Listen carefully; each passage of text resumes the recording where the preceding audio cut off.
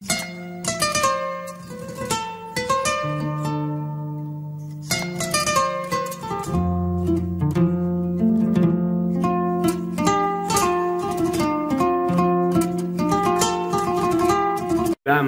Mesdemoiselles, Messieurs, il se fait tard et pourtant j'aurais voulu vous parler, vous entretenir ce soir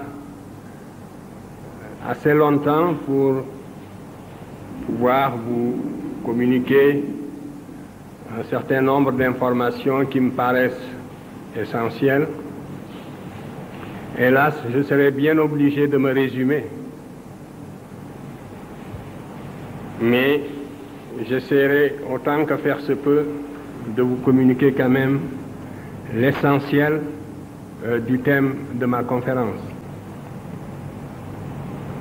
Aujourd'hui, en effet, nous devons parler de l'apport de l'Afrique à la civilisation universelle. De quoi s'agit-il? L'Afrique passe pour être un continent fruste qui n'a presque rien apporté à la civilisation. On parle souvent du rendez-vous du donner et du recevoir, en supposant que d'ici là, l'Afrique aura fait ses preuves et que, peut-être, dans la phase ultime du développement de la civilisation universelle, l'Afrique apportera quelque chose à l'humanité. C'est vraiment renverser le courant de l'évolution et raconter l'histoire à rebours que de concevoir le développement historique de cette façon. Parce que c'est bien le continent africain qui fut à l'origine de tout le développement de la civilisation. Je voudrais seulement saisir 3 grandes étapes de cette évolution et m'entretenir avec vous là-dessus. Au tout début donc, maintenant cette question ne se discute plus âprement, mais il y a une trentaine d'années, pour être sérieux, il ne fallait pas considérer que l'Afrique puisse être réellement le berceau de l'humanité. C'était une idée qui paraissait extrêmement saugrenue, et il fallait même faire preuve d'un grand courage intellectuel pour avancer une telle pensée. Depuis, la recherche s'est développée et vous en connaissez les résultats. Nous savons aujourd'hui que l'Afrique est bien le berceau de l'humanité. Mais vous me direz tout de suite que le berceau de l'humanité, on a dit que c'est un berceau à roulettes et qu'il passe d'un continent à l'autre. En fait, ceci est inexact. Ce berceau, on l'a placé au début en Asie, pour des raisons bien connues, relevant de la tradition biblique et aussi des apparences. C'est en Asie que se trouvent les 3 races. On a en Asie des noirs, des blancs et des jaunes, et la tradition biblique aussi plaçait le berceau de l'humanité sur ce continent. De la sorte, les premiers archéologues, tels Sir Bernard Boulet, ont essayé de vérifier la véracité biblique.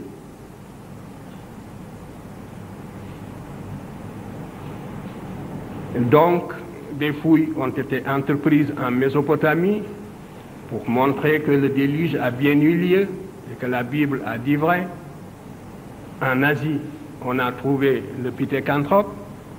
Ces minces éléments ont suffi pour placer le berceau de l'humanité en Asie.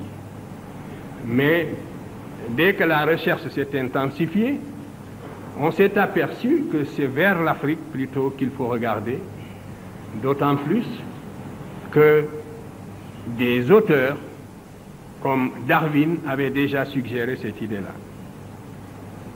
Maintenant, les fossiles et les vestiges trouvés en Afrique ne laisse plus aucun doute sur le fait que l'Afrique est le berceau de l'humanité.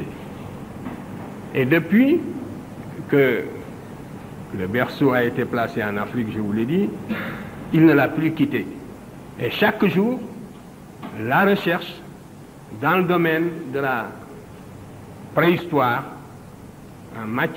dans le domaine de l'archéologie préhistorique, prouve que l'Afrique est bel et bien le berceau de l'humanité. 6 spécimens d'hommes, si on peut les appeler ainsi, le terme est relativement impropre pour certains d'entre eux, mais pour nous exprimer d'une façon imagée, disons que 6 spécimens d'hommes sont nés en Afrique, ont vu le jour en Afrique. Les 3 premiers n'ont pas atteint, semble-t-il, dans l'état actuel de la recherche, un potentiel d'expansion suffisant pour sortir de l'Afrique. Mais les 3 autres en sont sortis pour peupler les autres continents. Les 3 premiers sont l'Australopithèque robustus, ce sont des noms barbares, je ne m'attarderai pas sur ces questions-là. C'est donc l'Australopithèque robustus, l'Australopithèque gracile et l'Homo habilis. Ces 3 spécimens, on ne les trouve pas sur les autres continents dans l'état actuel de l'archéologie préhistorique, de la recherche dans le domaine de l'archéologie préhistorique. Mais l'Homo erectus, qui est apparu en Afrique il y a environ 2 millions d'années, l'homme de Néandertal, que l'on appelle maintenant, et que l'on appelait aussi l'Homo faber, et que l'on appelle maintenant l'Homo sapiens, ainsi que l'Homo sapiens sapiens, ces 3 variétés sont sorties de l'Afrique pour aller peupler le reste du monde. L'Homo erectus est sorti de l'Afrique très probablement vers 1 700 000 ans. Il y avait 2 voies de sortie pour cette humanité, soit par l'isthme de Suez, soit aussi par le détroit de Gibraltar. Ce sont les voies qui ont été pratiquées par la première humanité née en Afrique sous la latitude du Kenya, dans cette région de l'Afrique de l'Est, qui comprend à la fois l'Éthiopie, le Kenya, la Tanzanie et même l'Afrique du Sud. Donc, cette humanité qui est née dans cette région est sortie de l'Afrique par l'isthme de Suez et par le détroit de Gibraltar. L'Homo erectus est entré en Europe il y a environ 400 000 ans. Il a été suivi par l'homme de Néandertal, très probablement vers 100 000 ans ou 150 000 ans. Et l'Homo sapiens sapiens lui-même, c'est-à-dire l'homme qui est à la fois comme vous et moi, c'est la dernière forme, si vous voulez, de l'humanité. L'Homo sapiens sapiens est sorti de l'Afrique il y a 40 000 ans et est allé peupler également l'Europe. Voilà donc le processus de la formation, si vous voulez, de l'humanité, de l'apparition de l'humanité, et aussi le déplacement de cette humanité vers les autres continents. Si l'humanité était restée seulement en Afrique, elle ne se serait pas différenciée en races. Le continent africain présente une climatologie qui ne justifie pas extrêmement la différenciation raciale. Donc la race est une notion géographique. Et c'est parce que l'Homo sapiens sapiens est sorti de l'Afrique il y a 40 000 ans pour aller peupler l'Europe en particulier, qu'il est entré en Espagne et en France, qu'il a séjourné dans cette région dans des conditions extrêmement dures, parce que c'est pendant la dernière glaciation würmienne qui a duré 100 000 ans que l'Homo sapiens sapiens est sorti de l'Afrique. Donc c'est parce que cet Homo sapiens est sorti de l'Afrique pour aller en Europe, dans ces conditions très spécifiques, qu'il s'est opéré une différenciation raciale. L'humanité qui est née en Afrique il y a 120 000 ans, en l'espèce de l'Homo sapiens sapiens, cette humanité était nécessairement négroïde, comme vous le savez. Vous savez bien que les organismes supérieurs nés sous la latitude du Kenya, pour survivre dans les conditions de la préhistoire, devaient être nécessairement pigmentés. L'organisme devait être nécessairement protégé du flux des rayons ultraviolets sous la latitude du Kenya pour pouvoir survivre. Donc, l'écran de mélanine est fonctionnel. C'est un bouclier qui protège l'organisme des rayons ultraviolets pour lui permettre de survivre. Et c'est la raison pour laquelle cette humanité qui est née par hasard en Afrique était nécessairement négroïde. En émigrant dans les conditions de la préhistoire pour aller en Europe, elle s'est adaptée à d'autres conditions diamétralement opposées aux conditions de vie de l'Afrique. Et c'est pour ça que progressivement, elle a blanchi pour devenir leucoderme.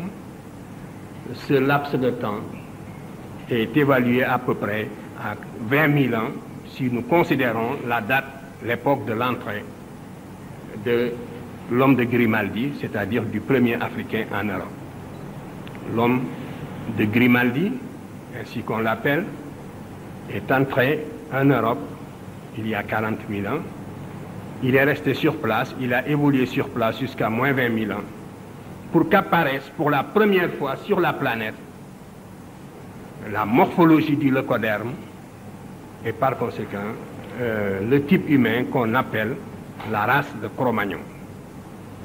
Il faudra encore attendre 15 000 ans pour qu'apparaisse le type que l'on appelle communément l'homme de la chancelade et qui serait le prototype du jaune. Pendant le Paléolithique supérieur donc, voilà les trois races qui vont exister dans les conditions de la glaciation burmienne, et la toute première, qui est la race noire, s'est étendue de l'Europe de l'Ouest jusqu'au lac Baïkal, à travers la Crimée, le bassin du Don, toute la région de l'Europe actuelle. Partout, on trouvait, il y a 32 000 ans, on ne trouvait qu'une seule humanité homogène, qui était cette humanité négroïde, qui, en s'expatriant, se différenciait aussi. C'est la même humanité aussi qui a fini, vers moins 15 000 ans, qui a traversé le détroit de Bering pour aller peupler également les trois Amériques. Justement, le peuplement de l'Amérique est une confirmation de l'origine monogénétique de l'humanité, parce qu'en Amérique, vous avez toutes les transitions climatiques depuis la Terre de Feu jusqu'en Alaska. Vous avez donc toutes les zones climatiques possibles qui existent.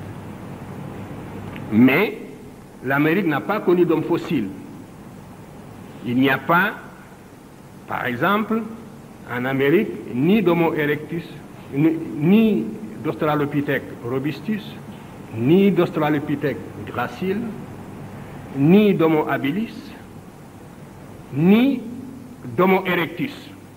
Parce que comme je vous ai dit que les trois premières variétés ne sont pas sorties de l'Afrique, c'est tout à fait normal qu'on ne les trouve pas en Amérique, mais l'Homo erectus est bien sorti de l'Afrique et on ne le trouve pas en Amérique. De même, l'homme de Néandertal est sorti de l'Afrique et on ne le trouve pas non plus en Amérique. Donc, nous voyons bien que l'origine monogénétique de l'humanité, qui au premier abord paraissait relativement invraisemblable, est confirmée par l'archéologie préhistorique. Si j'avais le temps, j'aurais parlé de la philosophie qui sous-tend les deux thèses qui s'affrontent aujourd'hui dans le domaine de l'hominisation et de la théorie de l'hominisation. Vous savez bien qu'il y a la thèse monogénétique qui s'appuie sur toutes ces données de l'archéologie préhistorique, mais à côté aussi, il y a la thèse polycentrique qui voudrait que certaines conditions étant réunies, la nature ait créé ici un homme jaune, là un homme blanc et ailleurs un homme noir.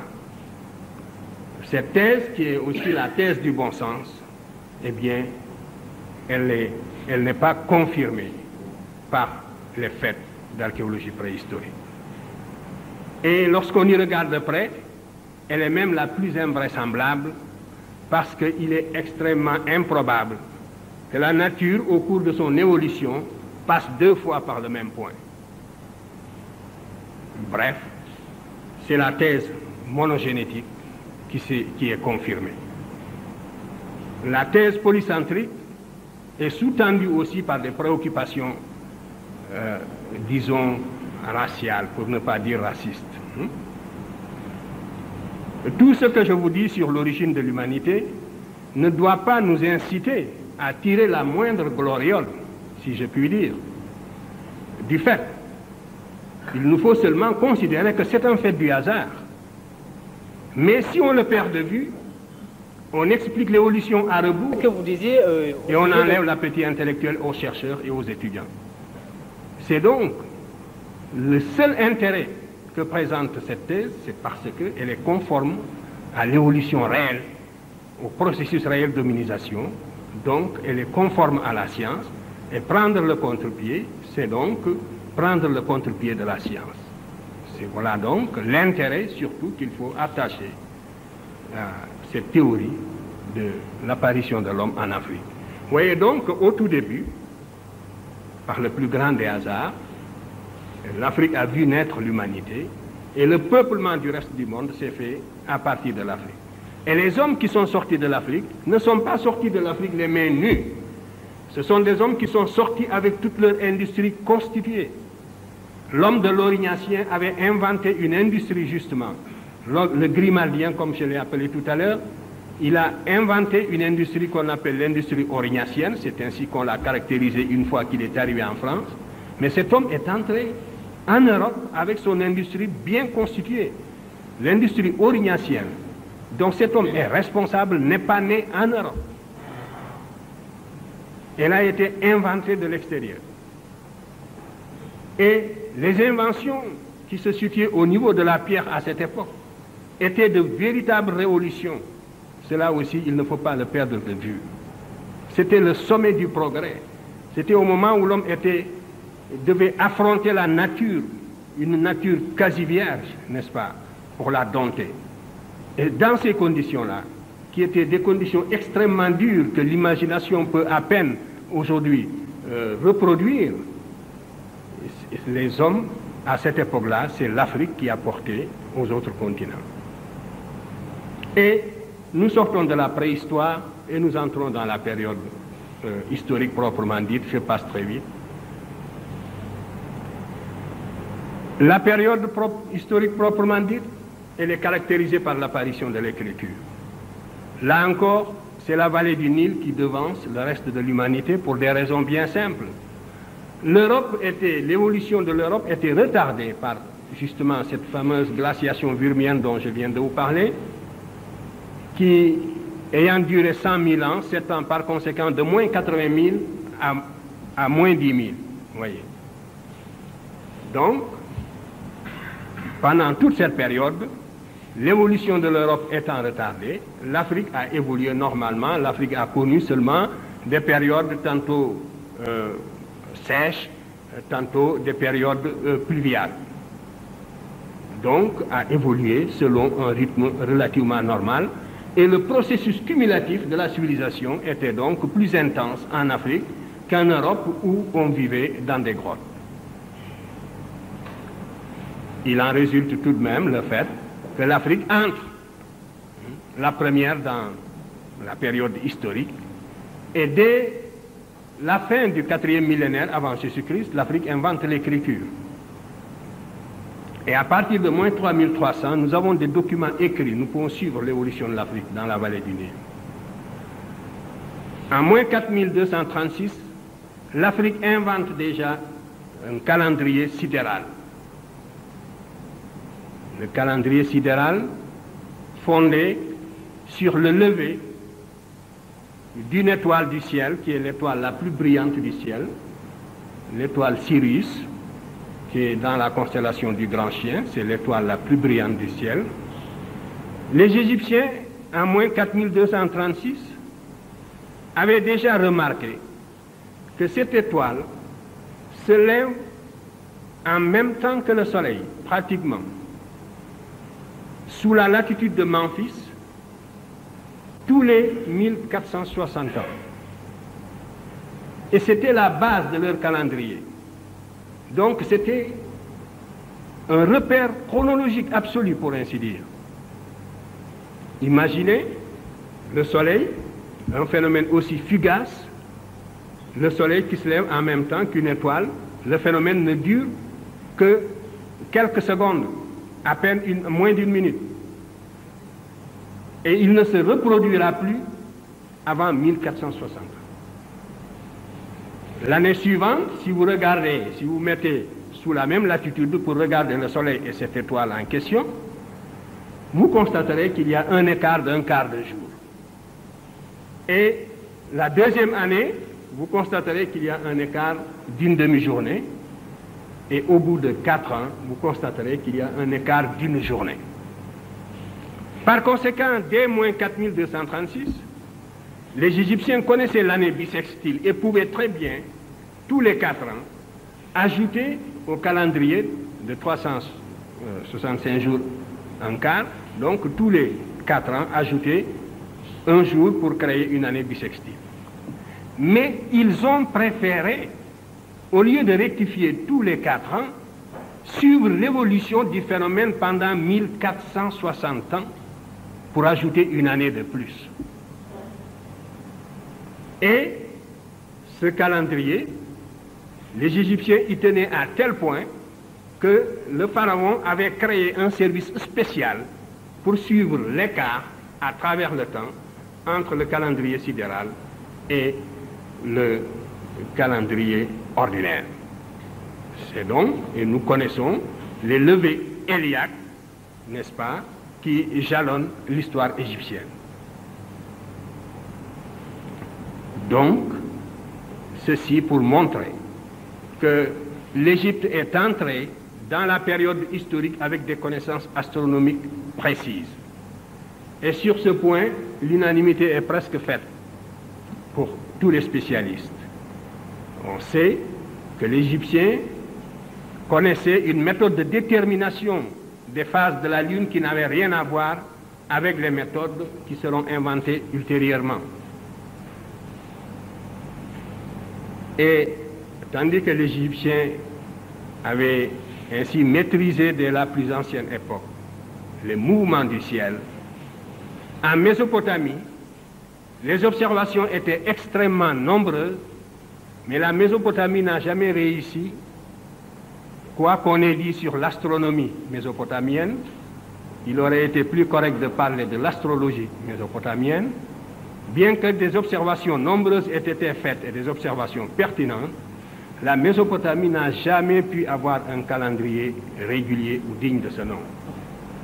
Vous savez qu'en Mésopotamie, il y a eu les éphémérides et que presque jusqu'à la fin de l'histoire mésopotamienne, le roi ajoutait, quand l'année, n'est-ce pas, quand l'écart était très grand, de temps en temps, on ajoutait un 13e ou un 14e mois.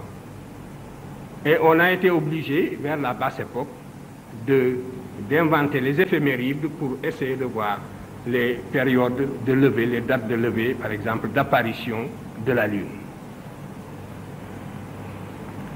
Dans le domaine proprement scientifique, c'est également déjà sous l'Ancien Empire, en tout cas sous Djoser, en 2778 déjà, tous les éléments technologiques de la civilisation égyptienne étaient en place.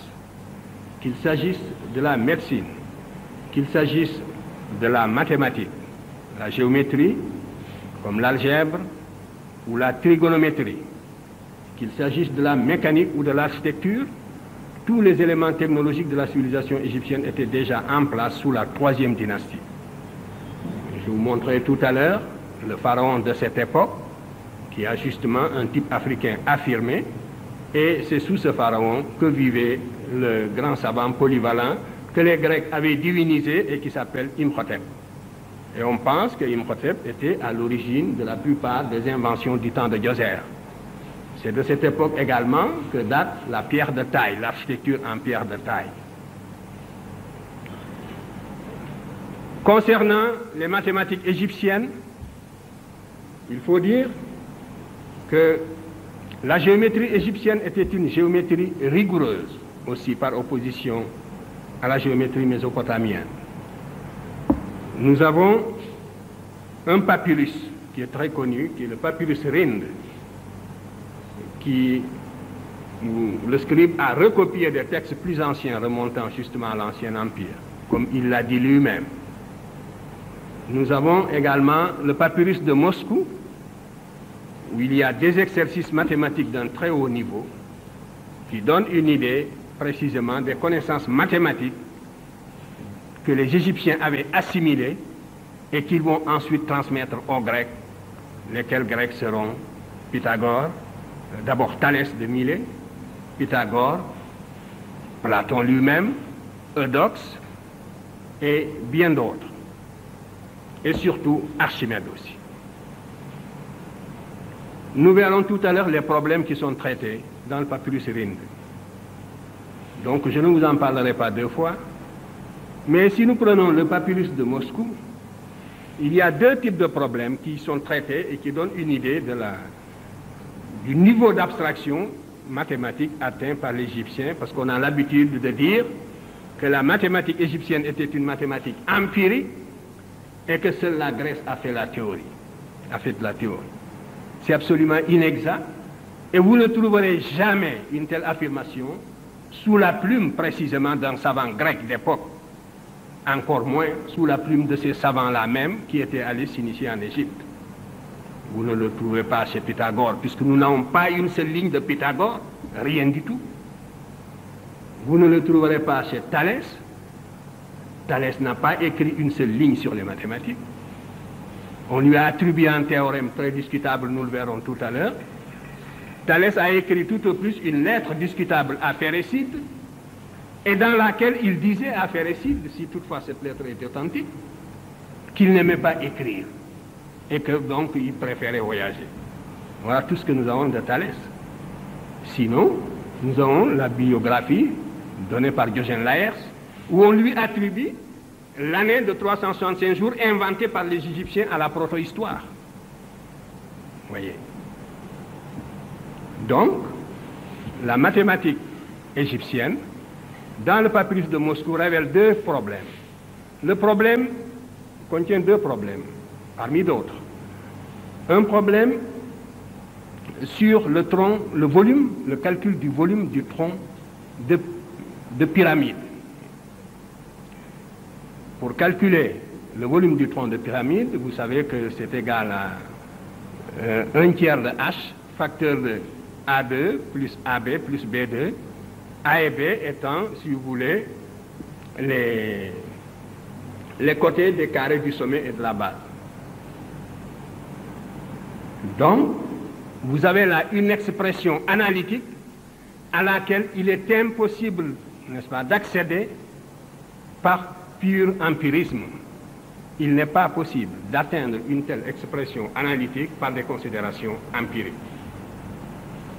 La preuve, la géométrie mésopotamienne, qui est une géométrie inexacte et qui est une géométrie empirique, a donné du volume du tronc de pyramide une formule qui n'est pas approximative mais qui est grossièrement fausse.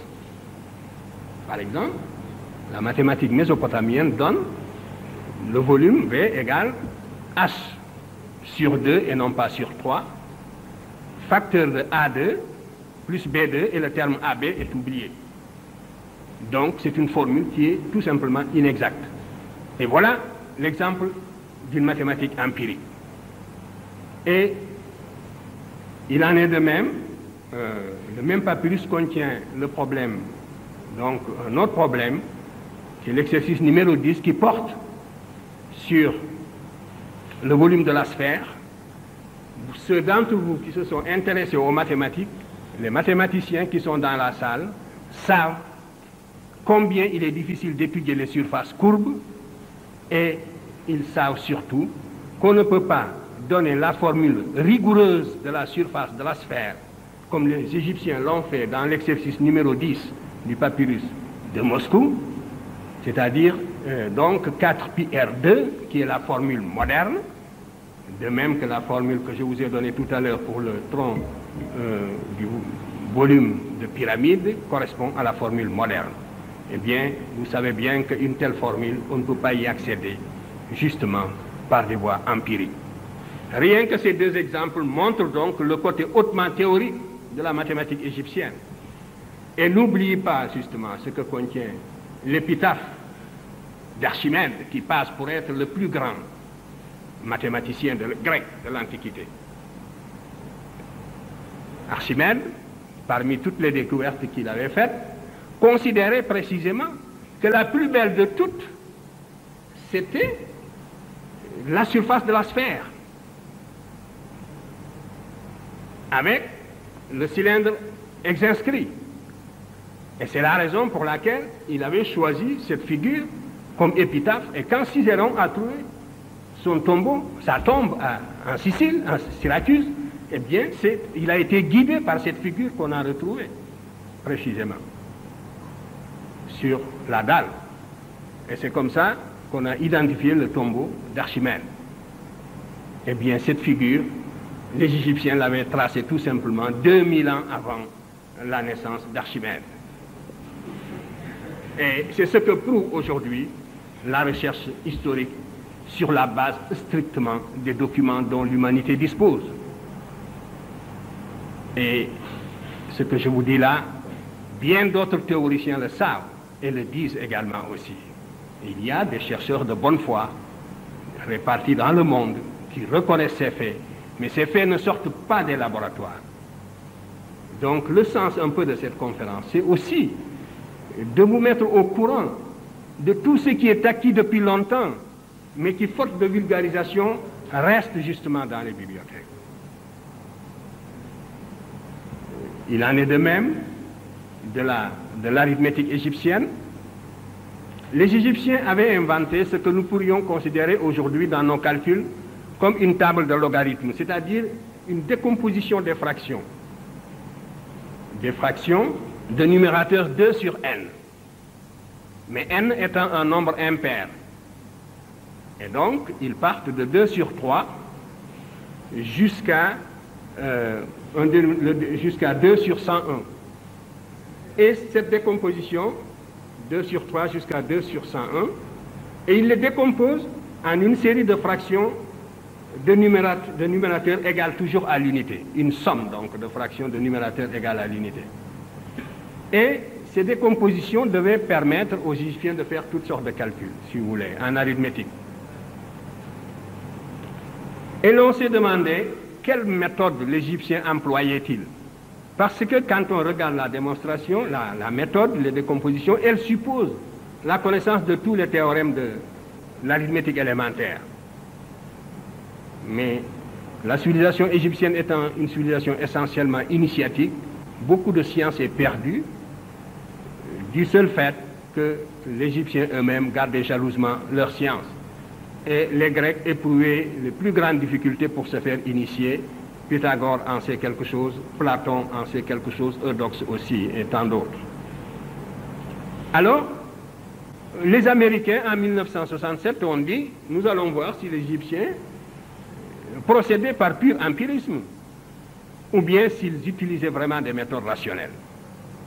L'ordinateur étant une machine rationnelle, parce que programmée comme telle, donc devait partager les chercheurs.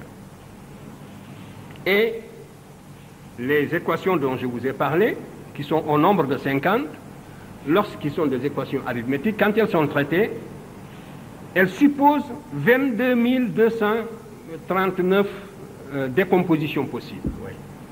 Il y a 22 239 ou 219 décompositions possibles de ces 50 équations de numérateur 2 et de dénominateur impair.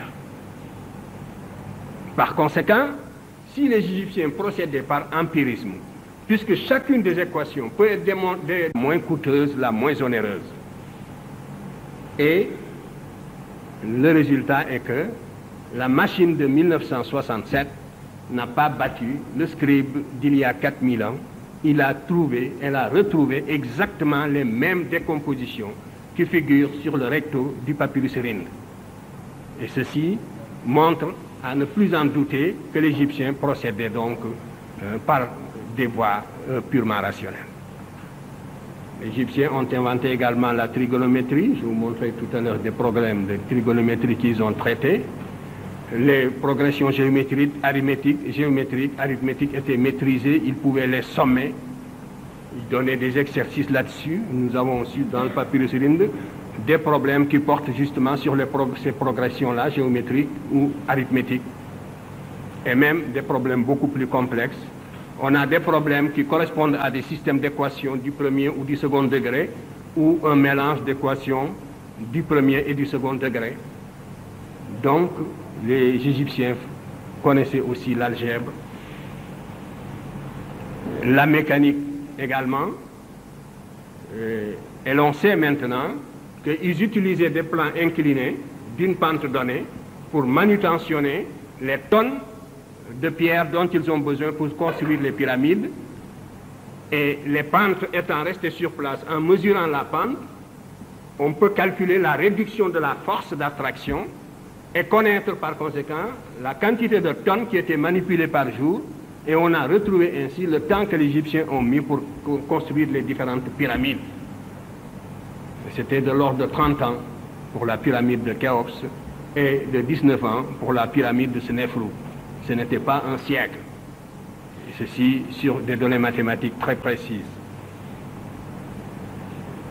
Et on sait également que les Égyptiens étaient de grands spécialistes en médecine.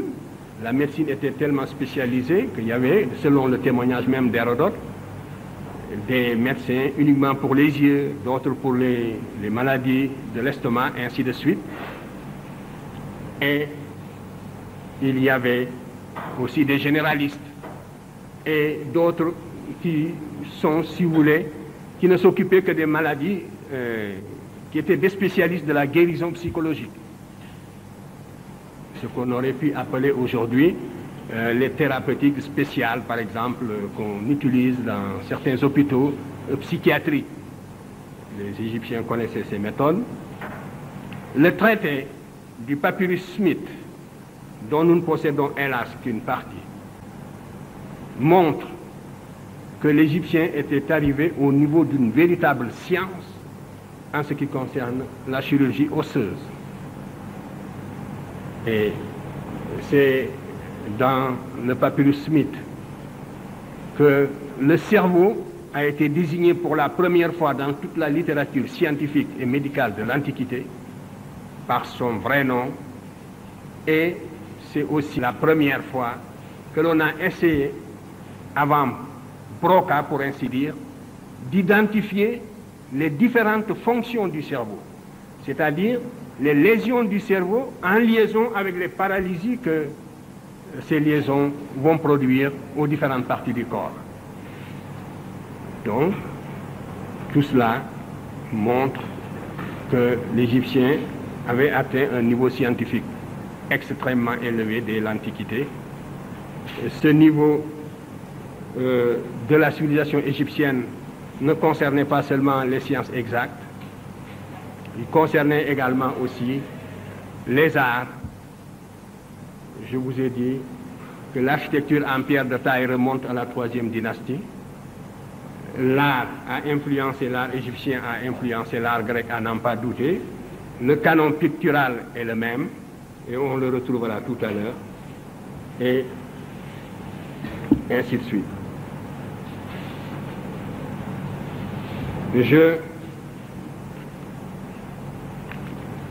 Je voudrais juste donc illustrer très rapidement ce développement par quelques clichés que l'on va projeter avant d'arriver donc à la troisième phase. Donc, la deuxième phase au cours de laquelle la civilisation égyptienne a transmis les valeurs de la civilisation à la Grèce correspond à la phase pendant laquelle l'Afrique, de nouveau, a transmis les valeurs de sa civilisation à la Méditerranée septentrionale. Donc, vous voyez, une première période, c'est la période préhistorique. L'humanité, née en Afrique, et sort de l'Afrique pour peupler les autres continents. Donc, ensuite, nous entrons dans la période historique. L'Égypte développe une civilisation dont elle transmet les valeurs à la Grèce, qui, à son tour, les transmet à l'Occident. Un mot seulement sur les savants qui ont été en Égypte pour s'initier. Le premier en date, c'est bien sûr, c'est Thalès. Au VIe siècle avant Jésus-Christ, Thalès est allé en Égypte. Lorsqu'on parle de Thalès qui fait des arpentages, n'est-ce pas, et des mesures devant la grande pyramide, c'est vraiment une idée grotesque. Il faut ignorer presque tout de la civilisation égyptienne pour pouvoir soutenir des légendes de ce genre. Mais ce qui est sûr, c'est que Thalès est allé en Égypte et puis qu'il s'est initié, n'est-ce pas, à la science égyptienne. Et à cette époque-là, la Grèce était à l'état fruste. Il ne faut pas l'oublier. La science égyptienne est née, justement, sous la protection de l'État.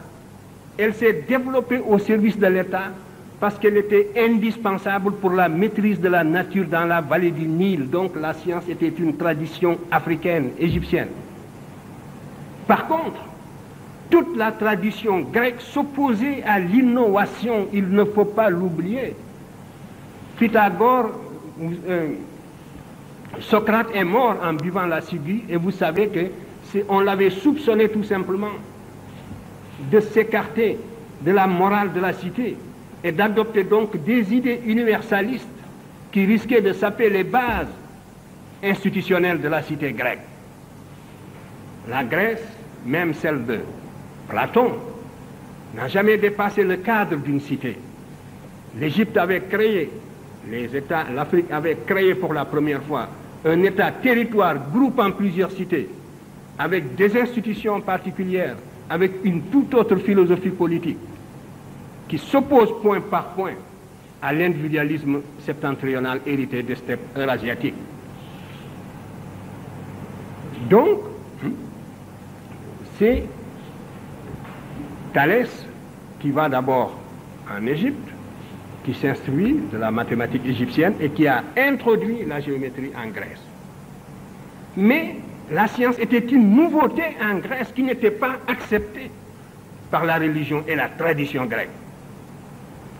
La société la plus intolérante de l'Antiquité jusqu'à la Révolution populaire, jusqu'au triomphe des plèbes, c'est la société grecque. Étudier les structures sociales et la répression féroce de tous les novateurs. Anaximandre a failli, Anaxagore a failli être tué. C'est parce qu'il était l'ami de Périclès, et c'est Périclès qui l'a sauvé de justesse. Aristote s'est enfui, il a failli être tué. Platon s'est enfui, il a failli être tué. Socrate a été tué. Voilà la société grecque et son attitude à l'égard de ses savants. L'innovation philosophique, l'innovation scientifique, on n'en veut pas. Ce sont des notions étrangères aux structures sociales grecques. Jusqu'à la Révolution. L'élément porteur d'avenir de la société grecque, ce n'était pas son aristocratie. C'était la plèbe, les sans-feu ni lieu, qui n'avaient aucun droit, qui vivaient à l'extérieur des cités, qui par conséquent devaient conquérir le droit de cité par la force, qui, tout le potentiel laïque et rationnel de la société grecque se trouvait chez la plèbe. Et c'est avec la montée des plèbes que la société grecque s'est laïcisée dans les conditions que l'on sait et sur lesquelles je ne peux pas m'étendre, mais tout ceci pour dire donc